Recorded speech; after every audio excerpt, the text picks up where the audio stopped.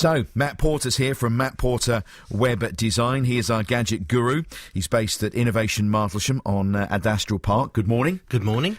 Now, Matt's our gadget guru. What have you got for us this week? Yeah, it was an interesting announcement last week by Elon Musk, who is the owner of Tesla, who are more famous for their electric cars, and we've reviewed one.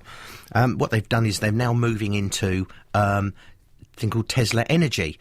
So using their battery technology they've developed for cars, because they can give you enormous amount of range on their cars, they're now going to be selling into the residential and business sectors for providing what's called a Powerwall, which is a unit which attaches to the side of your home, or multiple units depending on the size, and then the energy which you can then generate from solar or wind or even off-peak, so economy 7, you can bring that energy and it will charge the battery up, which can then be used during peak hour electricity.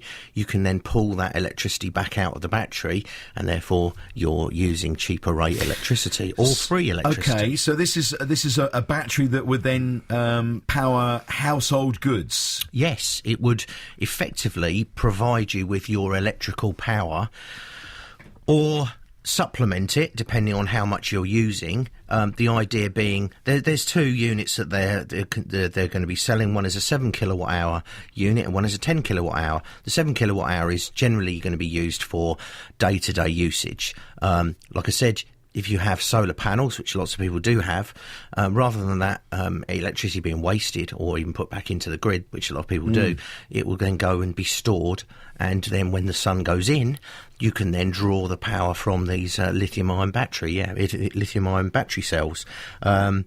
They will allow for continuous draw of about 2 kilowatt hours, which is probably something like if you had a kettle boiling the whole time, with a peak of 3.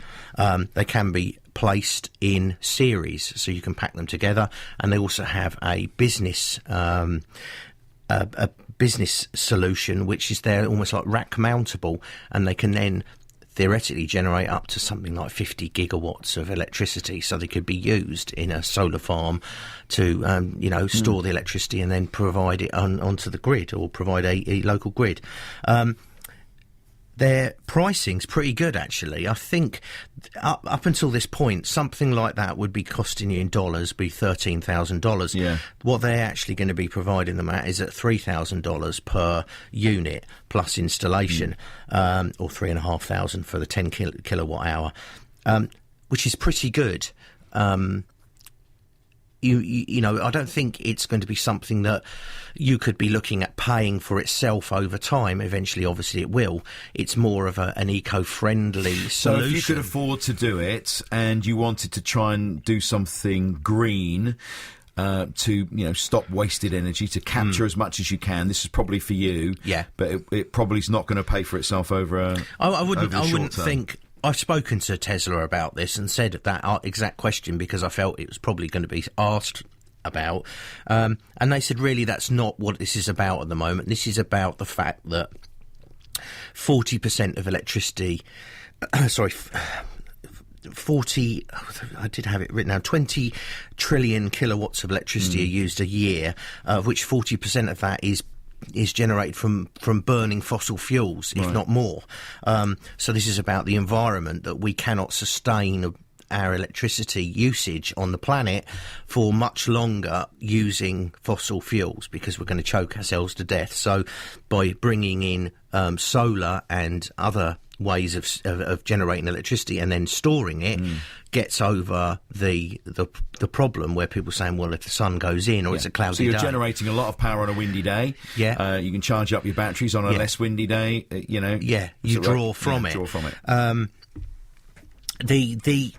Again, the argument of the fact that to make these kind of things like batteries and to charge them up to start off with is going to be using fossil fuel.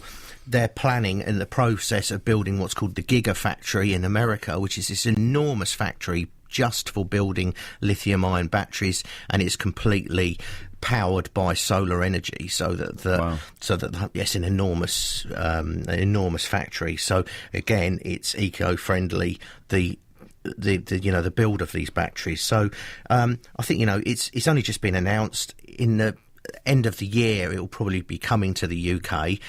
This summer, I think, to America. They've apparently now sold out already, so on pre-orders.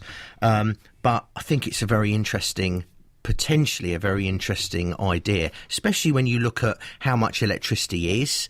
If you did have Economy 7 or similar, it's probably about half the price to have an Economy 7 overnight, depending on what provider you use. So you could be using that overnight electricity while you're asleep in the daytime when you wake up in the morning. No, and it's very clever. Expensive. So it's going to be on the website, thegadgetman.org.uk. Yes, it is indeed. Yep, thegadgetman.org.uk. It's called Powerwall, the Tesla home battery energy storage for a sustainable home. It's fascinating how you want battery technology to improve, don't you, really? Because for a long time it's been quite sort of static, hasn't it? Really? It has. They used to be really disgustingly, horribly dirty things which were horrible to get rid of and dispose of. The energy now, the lithium-ion technology is much cleaner, much safer and much smaller as well. So it'd be great for countries without reliable electricity supplies, where you can actually place these in a remote area, say an earthquake zone. You're straight in there. You've got electricity straight away. It's a great thing. OK, Matt, thank you very much. Thank you. That's our gadget this week, and you can find out more at thegadgetman.org.uk, thegadgetman.org.uk. Matt Porter from Matt Porter Web Design, Innovation Martlesham on Ad Astral Park.